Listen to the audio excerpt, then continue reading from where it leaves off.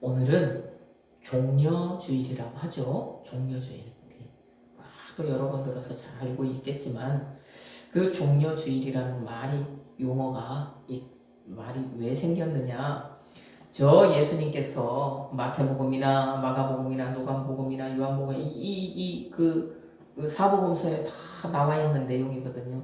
예수님께서 이제 십자가에서 죽으시기 위해서 예루살렘 성에 입성하실 때 십자가 죽음을 위하여서 예루살렘 성에 입성하신 날, 이 날을 기념하는 주일이 바로 종려주일입니다.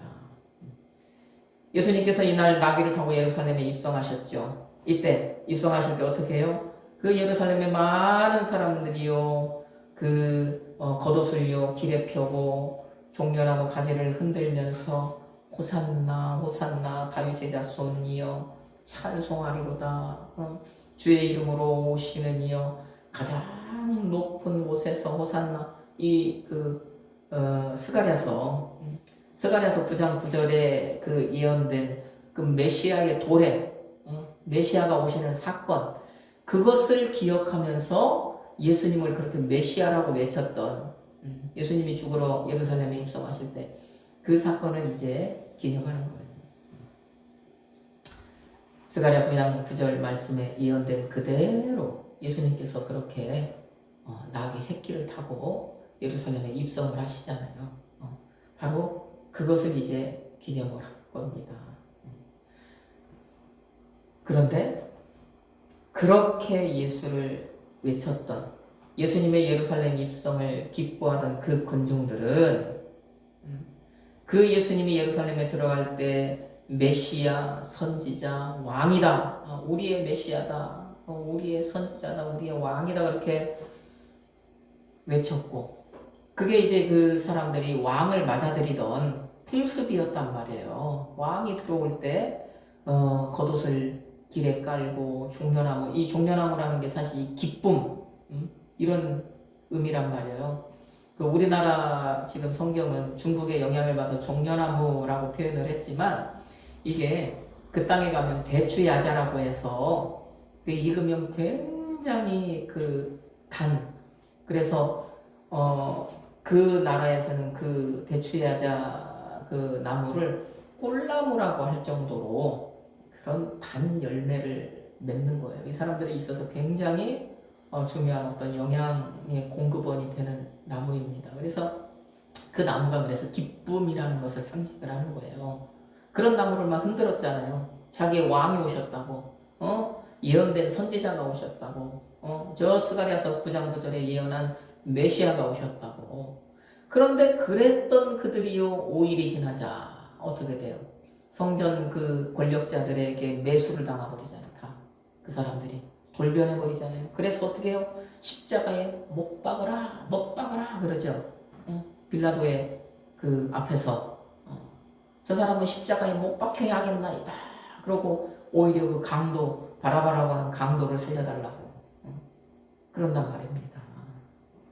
자, 어쨌든 이런 그 예루살렘 입성, 십자가에서 죽으시기 위해서 예루살렘 성에 입성하시던 그날, 사람들이 예수를 맞아들일 때 종려나무 가지를 그렇게 흔들었다 해서 종려주일이다라는 거예요.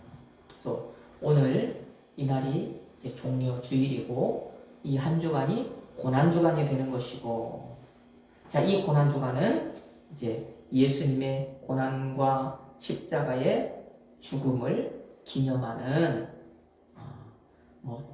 우리 이 개혁교회의 하나의 절기 기간이다라고 보면 되겠네요. 절기라고 하기는 조금 그렇지만, 그래서 우리가 이제 그런 의미를 되새긴다. 이번 한 주간 동안에 그 예수님의 예루살렘 입성과 또 고난과 죽으심을 우리가 기억하는 한 주간이다. 그래서 우리 그리스도인들이 그 고난 주간이 되면 어때요? 예수 그리스도의 십자가를 묵상하면서 경건하게 보내라고 하는 거예요. 이 한 주간만이라도 오락을 금하고 경건하게 그렇게 보내자, 이렇게 하는 것입니다. 특히 이제 이 금요일은 뭔 날입니까? 예수님이 십자가에 못 박혀 죽으시는 날이잖아요. 그쵸? 특히 그래서 이제 그날은 정말 많은 사람들이 금식을 하고 회개하고, 저 구약시대, 예수님 시대 이스라엘 사람들이, 히브리 사람들이 그 회개의 그 표현을 했던 것처럼 지금도 유대 사람들, 그런 사람들 있잖아요. 하나님 앞에 회개할 때 채를 뒤집어 쓰고 머리에 건부를 날리고 회개하는 거거든요. 그렇게 우리가 한 주간은 이 한 주간만이라도 나를 위해서 그렇게 고난당하고 나를 위해서 십자가에 죽으신 그 주님을 생각하면서 경건하게 그렇게 보내시기를 바랍니다. 자, 오늘 종려주일, 오늘 우리가 읽은 본문 29절 말씀, 세상 죄를 지고 가는 하나님의 어린 양이라는 말씀이 있잖아요. 세례 요한이 지금 그의 제자들에게, 그 앞에 있는 사람들에게 보라, 저 사람, 저 예수라고 하는 저 사람, 저 사람이 누구냐? 세상 죄를 지고 가는 하나님의 어린 양이다, 이렇게 선포를 했단 말입니다. 그래서 이 말씀에 근거해서 오늘 말씀이 종려주일, 오늘 말씀의 제목, 나의 죄를 지신 예수라고 정했습니다. 이제 이 말씀을 가지고 오늘 종려주일의 말씀을 좀 드려보겠습니다. 오늘 본문, 세례 요한이 예수에 대하여 우리에게 전하는 복음이다 라고 생각을 하고 들으시기 바랍니다. 자, 이 말씀에서 세례 요한이 예수님을 누구라고 지금 얘기를 하느냐? 다시 말씀을 드리지만 하나님의 어린 양, 뒤에 가서 하나님의 어린 양. 그런데 그냥 어린 양이라고 하지 않아요. 그냥 어린 양이 아니에요. 첫 번째는 뭐냐? 세상 죄를 지고 가는 어린 양이다, 하나님의 어린 양인데, 두 번째는 어린 양인데 하나님의 어린 양이다, 이렇게 얘기를 해요. 자, 어린 양인데 첫 번째는 뭐냐? 세상 죄를 지고 가는 어린 양이다. 두 번째는 하나님의 어린 양이다, 이렇게 이야기를 합니다. 여러분, 이 세례 요한의 이 말씀과 같이, 이 고백과 같이 우리 예수는 세상의 죄를 지고 가는, 저와 여러분의 죄를 지고 가는 하나님의 어린 양이심을 믿으시기 바랍니다. 네. 자, 세례 요한이 그러면 왜 여기에서 이런 말을 했을까요? 세례 요한의 예수님에 대한 이런 정의, 지금 예수님에 대해서 세례 요한이 정의를 했잖아요. 예수님은 어린 양이다. 그런데 그냥 어린 양이 아니라 세상 죄를 지고 가는 어린 양이다. 두 번째, 하나님의 어린 양이다. 이렇게 딱 정의를 했단 말이에요. 이런 정의 안에는요, 이방인인 우리는 잘 몰라요. 왜 이렇게 얘기를 했을까? 우리는 설명을 듣지 않으면 잘 모르지만 그 사람들, 그 당시에 세례 요한의 그 이야기를 듣는 사람들은 이게 무슨 말이구나 라는 것을 알았다는 것입니다. 그들의 문화 가운데에서 세례 요한이 이 말을 했기 때문이에요.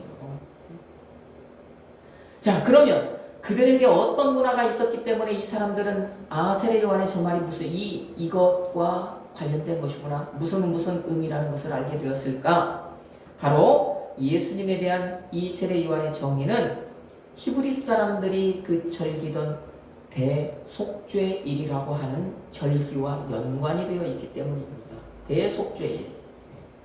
자, 그러니까 우리도 본문의 의미를 이제 바로 알기 위해서 히브리 사람들의 그 대속죄일, 이 절기를 좀 살펴볼 필요가 있을 것입니다.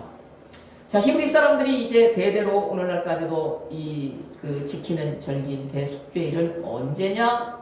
저 레위기 23장 말씀에 근거를 하면 7월 10일입니다. 10날. 7월 10일. 그러니까 이 사람들의 달력은 음력과 비슷해요. 이 사람들이 일상적으로 사용하는, 민간력으로 사용하는 달력은 우리가 사용하는 음력 날짜와 비슷하니까 우리 날짜로 대충 따져보면 9월 말경에서 한 10월 정도가 되는 것입니다. 그때 이 사람들에게 찾아오는 절기가 대속죄일이라고 하는 것이지요. 그래서 하나님께서요, 이 날에 그 날짜를 딱 못 박아 주셨단 말이에요. 그날에 대속죄일을 지켜라. 그래서 이제 이 사람들은 하나님께서 그 말씀을 하신 이유로 대대로 지금까지 이제 대속죄일 이 절기를 지킵니다. 그러면 이 대속죄일이라고 하는 이 절기는 무엇이냐? 쉽게 말하면 이스라엘이라고 하는 이 한 나라, 하나님께 속한 그 한 나라잖아요. 이 나라 전체의 죄를 하나님께 용서받는 날이다. 이렇게 우리가 생각을 하시면 됩니다. 1년에 한 번씩 하나님께 용서받는 날이에요. 이스라엘 전체의 죄를. 그러니까 이스라엘 모든 사람들의 이 죄를요, 이 하나님께서 7월 10일 날 용서해 주시는 거예요. 이날부터 다시 이제 한 해가 시작이 되는 거예요. 이 사람들의 삶에 용서받고 다시 하나님의 백성이 되고 1년에 한 번씩 재계약하는 거예요. 쉽게 말하면. 그것이 바로 대속죄일이다. 자, 이 대속죄일 날, 그 대제사장이 이제 하는 일이 있죠. 대속죄일은 특별히 도드라지는 게 대제사장이란 말입니다. 그 대제사장이 무언가를 꼭 해야 되기 때문이에요. 그래서 이 대제사장이요, 이날은요, 다른 어떤 그 날보다도 더 어떤 특별한 어떤 준비를 하는데, 뭐 어떤 준비를 하느냐? 하나님께 속죄 제사를 드리기 위해서요, 물로 몸을 씻고요, 물로 몸을 씻는 것은 뭐 이제 하나님께 나아갈 때마다 하는 일이지만, 그 다음에 평소에는 대제사장은 굉장히 화려한 옷을 입어요. 대제사장님을 이제 드러내는 옷을 입습니다. 그런데 이날만큼은요, 거룩한 세마포 옷을 입고요, 세마포 띠를 띠고요, 관을 갖추고 또 자기를 위하여 숫송아지를 하나님께 먼저 번제로 드려요. 향로에요 거룩한 향을 채우고 잡은 숫송아지의 피를요 속죄소 동편에 뿌리고 또 손가락으로 속죄소 앞에 7번 뿌려요. 여러 가지 이런 절차를 거칩니다. 그래야 하나님 앞에 죽임을 당하지 않기 때문이에요. 이날 이 대속죄일 하루만 대제사장은 저 어디를 들어갈 수 있느냐? 그 시은좌라고 하는 하나님이 계시는 지성소 안에 들어갈 수 있단 말입니다. 오늘이 그 하루 한 번 들어가는 날이에요. 그러니까 다른 날보다 더 특별한 어떤 절차를 걸치는 거예요. 하나님을 만나러 가야 되기 때문에 자기도 죄인이니까 먼저 자기를 위해서요 하나님 앞에 속죄 제사를 먼저 드려야 되는 거예요. 하나님 앞에 나아갈 때요 피가 없이는 못 나가니까요 그 속죄 제사 드리는요 피를 들고 나아가야 되는 거예요. 하나님의 얼굴을 보면 안 되니까 죄인이 하나님의 얼굴을 하나님을 보면은 죽으니까 그 영광에 죽을 수밖에 없으니까 먼저 여기 속죄소 안에 그 속죄소 안에 먼저 향을 피워가지고요 향연이 가득하게 앞이 안 보일 만큼 가득하게 먼저 채워놓는 거예요. 그러고 나서 이제 지금으로 얘기하면 커튼을 열고 그 자리를 들어가는 것입니다. 그리고 이제 거기서 여기를 향해서 저기를 향해서 피를 뿌리는 것입니다. 이런 특별한 행사를 대제사장이 하는 날이 어느 날이라고요? 대속죄일이라고요. 자, 그런데 이것만큼 또 특별한 행사가 하나 또 있어요. 그것이 무엇이냐? 아주 이 복잡한 과정들 가운데 또 눈에 띄는 건 뭐냐면 속죄 제를 위해서 염소를 준비한다. 염소는 분명히 하나님께 속죄 예물로 드려지는 예물입니다. 그런데 이날만큼은 그 속죄 제사를 위하여서 염소가 2마리가 준비되더라 하는 것입니다. 2마리의 염소를 준비한다. 평상시에 드리는 속죄제는 1마리의 희생제물로 드리는데 오늘 이 대속죄일 때는 2마리의 염소를 준비해서 1마리는 평소와 같은 희생제물로 사용을 하고 나머지 1마리는 어떻게 하느냐, 이게 좀 독특한 거예요. 나머지 1마리는 광야로 이제 보내버려요. 누군가가 끌고 광야로 갑니다. 사람이 살지 않는 광야로 가요. 자, 하나님이 계신 곳이 서쪽이다라는 가정하에 하나님이 계신 반대편인 동편 광야로 이제 가는 거예요. 광야로 가서 이제 첫 번째는요, 거기다가 이제 처음에는 풀어놓고 왔어요. 그래서 이제 어떤 짐승이나 뭐가 이제 잡아먹든지 굶어 죽든지 하여간 죽도록. 그래서 이때 이렇게 그 광야로 내몰려서 죽게 되는 염소를 뭐라고 하느냐? 저 레위기 16장 말씀을 보면 아사셀 염소라 들어봤죠? 아사셀이다 이렇게 얘기를 한다. 아사셀. 히브리어로 아자젤. 그러면 이 말은 아자젤이라는 이 말이 뭐냐면 뜻이 뭐냐면 염소라는 뜻의 에즈라고 하는 말과 가버리다, 사라지다라고 하는 아자르라는 이 말이 합쳐진 거예요. 그래서 뭐 어떤 사람은 속죄의 염소다, 어떤 사람은 보냄을 받은 염소다 이런 의미로 이제 사용을 하는데 궁극적으로는 그 들판에 어딘가에 있는 저 하나님과 반대편에 있는 사탄에게 마귀에게 보내는 염소다 그렇게 이해를 하는 것입니다. 그런데 이제 대제사장이요 이날 이 염소를 아사셀 염소를 광야로 보내기 전에 뭔가를 이 염소에게 하는 게 있는데 그것이 무엇이냐? 대제사장이요 이스라엘 모든 백성의 죄를요 이 염소 머리에 이 대제사장이 안수를 함으로 인해서 염소에게 전가시키는 거예요. 염소에게 옮기는 거예요. 그러니까 상징적으로 이 염소는요 지금 온 이스라엘의 모든 죄를 다 뒤집어 쓴 거예요. 그렇게 그 죄를 뒤집어 쓰고 모든 백성의 죄를 지고 하나님이 계시는 반대편인 동쪽 광야를 향해서 걸어가는 것입니다. 그렇게 이제 광야로 나간 염소가 어떻게든지 죽게 되는 것이죠. 죽게 되는 것입니다. 처음에는 아까 말씀을 드렸지만 이제 사람이 끌고 가서 광야에 놓고 갔거든요. 그런데 이제 이 문화가 살짝 바뀌어서 나중에는 어떻게 하냐면 제사장이 직접 끌고 가요. 그래서 이제 그 예루살렘 이제 만약에 성전이 있으면 그 성전 반대편 동편으로 가다 보면은요 절벽이 나오는 거예요. 절벽이. 그 절벽 밑으로 밀어 떨어뜨려 버립니다. 그러니까 완전히 이거 죽었는지 안 죽었는지를 모르는 게 아니라 완전히 죽을 수 있게 죽었다라는 것을 확실하게 보증받을 수 있도록 제사장이 가서 이제는 그렇게 밀어 떨어뜨려 버립니다. 그런데 이때 제사장이 그 염소를 끌고 가는 제사장이 하는 일이 하나가 뭐가 있냐면 붉은 끈이 있잖아요.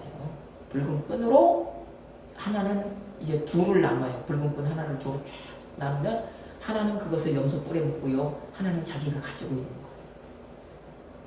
그리고 이제 염소를 어떻게 하냐면 절벽 밑으로 밀어 떨어뜨려 죽인다는 것입니다. 자, 그렇게 이제 절벽 밑으로 염소를 떨어뜨렸을 때 염소가 떨어져서 죽었다.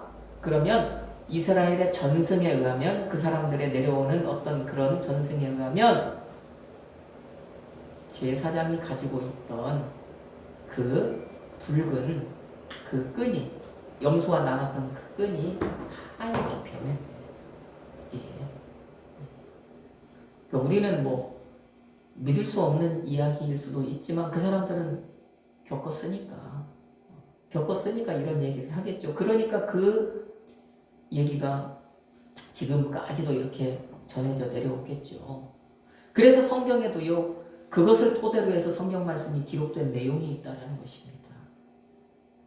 그게 어디 나오냐면 저 이사야서 말씀이 나오는 거예요. 이사야서 1장 18절 말씀에 하나님께서 이스라엘에 대하여서 하시는 말씀이 뭡니까? 오라는 거잖아요. 와보라는 거잖아요. 와라. 네. 와서 뭐하지? 너희 죄가 주홍같이 붉을지라도 내 앞에 나와라. 우리가 서로 변론하자. 그러면 너희 죄가 주홍같이 붉을지라도 눈과 같이 희어질 것이다 라고 말씀을 하시잖아요. 그죠? 이 말씀이 그 1년에 한 번 그 아사셀 염소가 죽음으로 인하여서 그 붉었던 그 죄된 것들이 하얗게 변해진 그것의 근거에서 이 말씀을 지금 하나님이 하시는 말씀이다 라고 히브리 사람들은 말합니다. 그거에 근거해서 기록된 말씀이 이 이사야서 1장 18절 말씀입니다. 어쨌든 아사셀 염소는 그렇게 가서 죽는 것입니다. 또 아사셀 염소가요 서쪽에서 동쪽으로 간다고 그랬잖아요. 하나님이 계시는 곳은 저 창세기 3장 첫사람이 범죄한 이후로 언제나 서쪽, 하나님께 범죄한 사람이 가는 쪽은 언제나 동쪽이라고 그랬잖아요. 아담부터 해갖고 동쪽으로 가지 않습니까? 자, 여기에 근거해서 또 시편 기자도요 어떤 말씀을 했냐면 죄를 이야기할 때 동이서에서 먼 것 같이 우리의 죄가를 우리에게서 멀리 옮기셨다 이런 말씀을 하는 거예요. 자, 이 두 가지 말씀, 이런 말씀들이 어디에 근거한 것이냐? 바로 이 아사셀 염소에 근거한 것이랍니다. 그렇대. 그래서 아사셀 염소가 동쪽을 향해서 하나님 계신 반대편을 향해서 가는 것처럼 시편 기자는요 우리의 죄가 그렇게 동이서에서 먼 것처럼 우리의 죄가 그렇게 사라졌다. 하나님이 없애주셨다. 아사셀 염소가 죽을 때에 그 주홍같이 붉었던 그것이 하얗게 된 것처럼 우리의 죄가 그 아사셀 염소가 죽을 때 우리 죄가 하얗게 되었다. 눈과 같이 되었다. 하나님이 그렇게 말씀을 하신다는 거. 이런 문화들이 이제 그들 속에 자리 잡고 있다는 것입니다. 그래서 시편 기자의 고백이나 이스라엘에 대한 하나님 말씀이나 대속죄일의 죄를 지고 가는 이 아사셀 염소와 관련해서 나온 이런 말씀이다라는 거. 그러면 오늘 이제 본문을 통해서 우리가 이제 대속죄일 어떤 그 대속죄일에 관해서 이렇게 살펴봤는데 오늘 본문을 통해서 세례 요한이 예수를요 세상 죄를 지고 가는 어린 양이다 이렇게 한 것은 구약의 그 아사셀 염소가 바로 누구라는 것입니까? 누구라는 것입니까? 예수 그리스도라는 거잖아요. 예수 그리스도가 이 땅에 오셔서 예수님이 이 땅에 오셔서 정말로 세상 죄를 질 것을 미리 하나님께서 구약에 그것을 예표로 보여주신 그것이 대속죄일이고 그 다음에 대속죄일의 아사셀 염소다라는 거잖아요. 이런 문화 안에서 그 히브리 사람들의 문화 안에서 지금 세례 요한이 그 말을 한 거예요. 그러니까 우리는 모르죠. 그들이 절기를 모르니까. 그런데 그 사람들은 세상 죄를 지고 가는 하나님의 어린 양이다. 세상 죄를 지고 가는 어린 양이다 하면 이건 대제사장의 저 광야로 내몰려 광야에 가서 죽는 아사셀 염소에 대해서 이야기하는 것이다 라는 것을 깨달았던 것이고 자 세례 요한이 이제 당시에 이 예수를 보면서 예수를 가리키면서 세상 죄를 지고 가는 하나님의 어린 양이다라고 했을 때 세상 죄를 지고 가는 어린 양이다라고 했을 때 이 사람들은 저 예수를 지금 세례 요한이 아사셀 염소라고 하는 것이구나 라는 것을 안다라는 것입니다. 그래서 우리도 오늘 이 구약의 그 염소 아사셀 염소가 바로 예수라는 것이구나. 이것을 이제 히브리서에 가서 보면 히브리서 9장에서도 이것을 잘 이제 증거를 합니다. 그런데 이상한 것이 있죠. 하나. 분명히 아사셀 염소는 염소잖아요. 그런데 세례 요한은 여기에서 하나님의 어린 양이랬죠. 어린 양이라고 했습니다. 왜 그러면 어린 양이라고 했을까? 이것도 그들의 문화와 연관이 되는 거예요. 성경 속에는 우리가 보면 염소는 어떻게 해요? 좀 부정한 짐승? 부정한 짐승은 아니죠. 부정한 짐승은 아닌데 수치스러운 짐승이잖아요. 양과 염소를 놓고 봤을 때 그렇죠? 염소는 수치의 상징이잖아요. 그래서 예수님께서도 저 마지막 비유를 하실 때 양과 염소 비유를 하실 때 양은 오른편에 염소는 왼편에 그러잖아요. 그러니까 염소는 그들에게 있어서 그들의 문화에서 수치라는 거예요. 제물로 사용이 되니까 부정한 짐승은 아닌데 수치를 상징한다. 자, 그러니까 그런 그들의 문화에 있어서 그 예수를 향해서 세례 요한이 지금 그것을 하나님의 어린 염소라고 하면 수치잖아요. 그래서 이 염소를 이제 통용할 때 하나님의 어린 양이라고 하는 이것에는 하나님께 바치는 제물이라고 하는 그런 부가적인 의미가 있는 거예요. 그러니까 이제 하나님의 어린 양이라는 것은 결국 뭐냐? 예수를 보면서 하나님께 바쳐진 제물이다라고 하는 것입니다. 그래서 양이라는 표현을 썼지만 우리가 이것을 볼 때는 하나님께 바쳐진 제물이다. 그렇게 이해를 하면 된다. 그래서 이것은 틀린 것이 아니다. 어떻게? 잘못 기록된 것이 아니다라는 거. 그래서 세례 요한의 염소라는 말 대신에 하나님의 어린 양이라고 하는 말을 사용을 하는 것이다. 자, 그러면 이제 예수가 모든 죄, 세상의 모든 죄를 지고 가는 이제 아사셀 염소다. 지금 세례 요한은 예수를 향해서 그것을 이야기했다. 아사셀 염소. 오늘 우리가 이제 중점적으로 봐야 될 게 이 아사셀 염소에 관한 것이니까요. 그러면 예수가 아사셀 염소라고 하는 것은 제가 이제 이 아사셀 염소의 어떤 그 하는 일을 조금 아까 말씀을 드렸잖아요. 아사셀 염소가 뭐 하는 염소였습니까? 그 이스라엘의 모든 죄를 지고 멀리 떠나가는 그런 염소였잖아요. 그러니까 예수가 우리 죄를 지고 가는 아사셀 염소라면 예수는요, 우리의 죄를 멀리 떠나가게 하는 분이죠. 또 우리의 죄를 지고 멀리 가서 죽을 분이죠. 예수는요, 우리의 붉은 죄를요, 눈과 같이 희게 하시는 분이죠. 예수는 그런 분이라는 것입니다. 예수 그 일을 하셨다는 것입니다. 그런데 그럼에도 불구하고 저 구약의 아사셀 염소와 오늘 이 예수님에게는 다른 점이 있다면 그것은 무엇이냐? 그 염소, 아사셀 염소는 히브리 사람들의 죄만 씻었잖아요. 하나님의 언약 백성이라고 하는 계약 백성이라고 하는 그들의 죄만 씻었단 말이에요. 그리고 유통기한이 얼마라고요? 1년이라고요. 1년에 한 번씩 대속죄일에 똑같은 일을 반복해야 됐다라고요. 그런데 예수는요, 어떻게 해요? 다르다라는 거예요. 예수는 세례 요한의 이 언급과 같이 세상의 모든 죄를 지고 가는 염소였다라는 거예요. 세상의 모든 죄, 우리의 모든 죄를 지고 가는 제물이었다는 거예요. 유통기한이 몇 년이에요? 영원하잖아요. 유통기한이 영원한 제물이라는 거예요.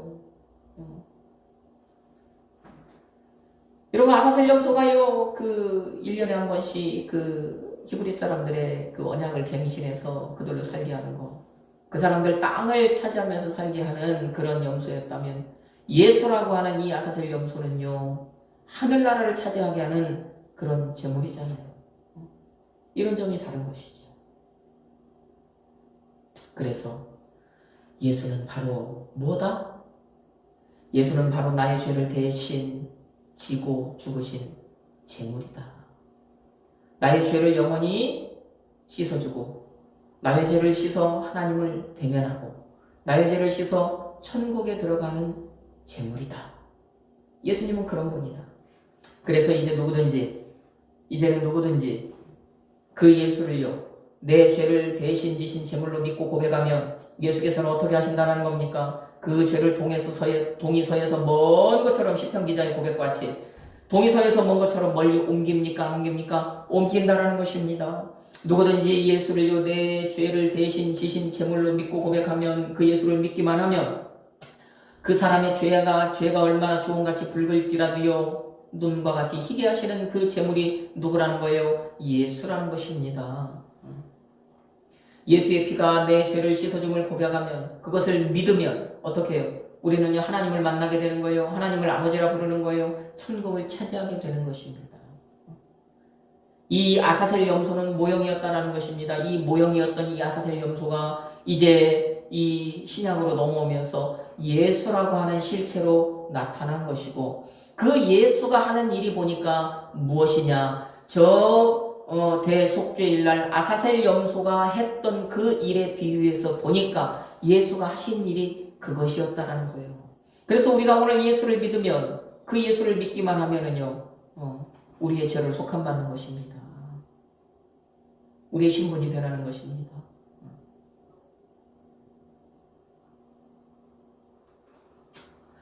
과거에 성경 속 사람들은, 성경의 땅 사람들은, 그 성경 안에 살던 사람들은 자신들의 그 죄를 지고요, 저 동으로 멀어지는 그 짐승, 자신들의 죄를 인해서요, 죽음을 향해 걸어가는 짐승을 보면서 무엇을 생각했을까요? 무엇을 고백했을까요? 죄가, 저 염소가 지금 자기들의 죄를 지고 멀리 사라지는 거잖아요. 그것을 보면서, 죄는 이렇게 하나님과 멀어지는 것이구나. 죄는 이렇게 하나님과 나를 멀어지게 하는 것이구나라는 걸 고백하지 않았을까요?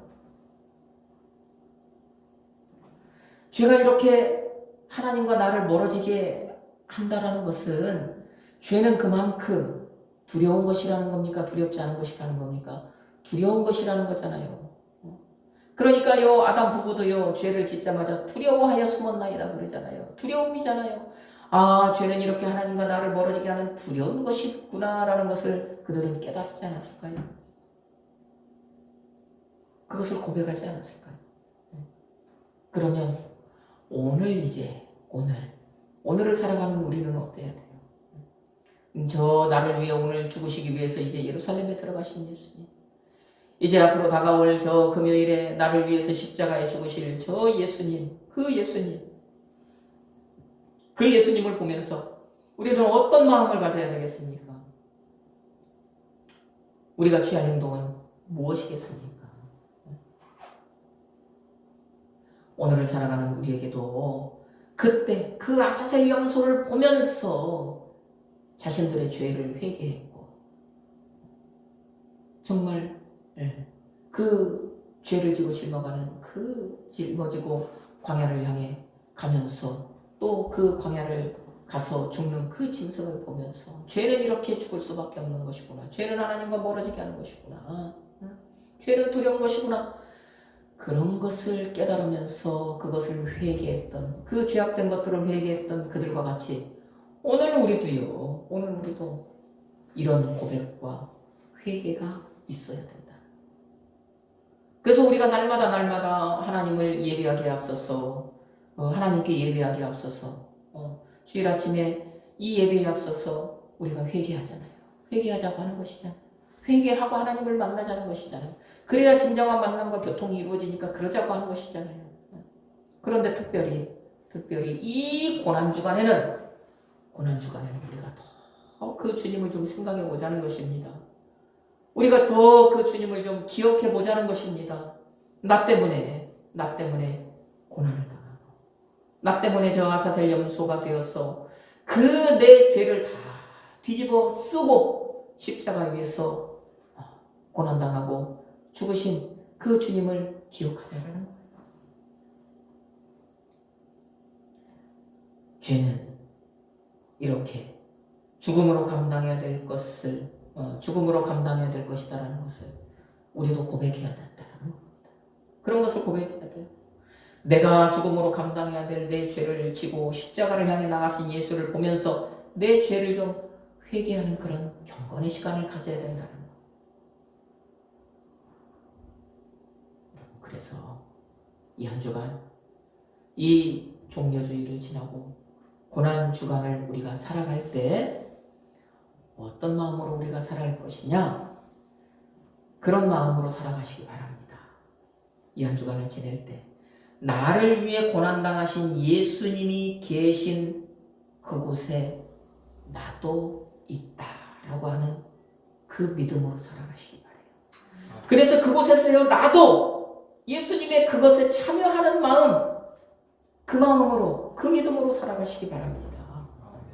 내 죄의 십자가를 지고 가는 예수의 뒤를요, 나도 쫓아 그 십자가를요, 나도 지고요 따르는 그 믿음으로 여러분 한 주간을 지내시기를 축복합니다. 내 죄로 인해서 십자가에 달렸고, 그 십자가에 달려서 살이 찢기고요, 피를 흘리고 고통을 당하신 예수와 같이 나도 그 십자가에 같이 달려서 살이 찢기고 피를 흘리고 고통을 당하는 그 심정으로 이 한 주간을 좀 살아내 보자라는 것입니다. 예수님이 십자가에서 죽으셔서 저 무덤에 들어가신 것, 그것을 우리가 기억하면서 나도 예수님이 계신 그 무덤에 정말 같이 묻히는 그 믿음으로 좀 우리가 한 주간을 살아내 보자는 것이죠. 이 한 주간을 살아낼 때 우리가 그런 믿음으로 좀 한 주간을 살아내 보십시다. 우리 사랑하는 성도 여러분, 종려주일과 고난주간을 맞이하여서 정말 하나님 앞에 저 이스라엘 백성들이 회개했던 것 같은 그런 회개의 고백이 저와 여러분에게 있기를 축복합니다. 또 이 종려주일과 고난주일을 맞이하여서 저와 여러분에게 예수님의 고난과 죽음과 그 장사함에 동참하는 그런 믿음이 있기를 또한 주님의 이름으로 축복합니다. 이날 이 고난주간 맞이해서 그럼에도 불구하고 그렇게 해서 나를 살려주신 그 예수 그리스도에 대한 감사하는 마음으로 이 한 주간을 보내는 저와 여러분이 되기를, 우리의 죄를 대신 지신 하나님의 어린 양이신 예수 그리스도의 이름으로 축복합니다. 아멘.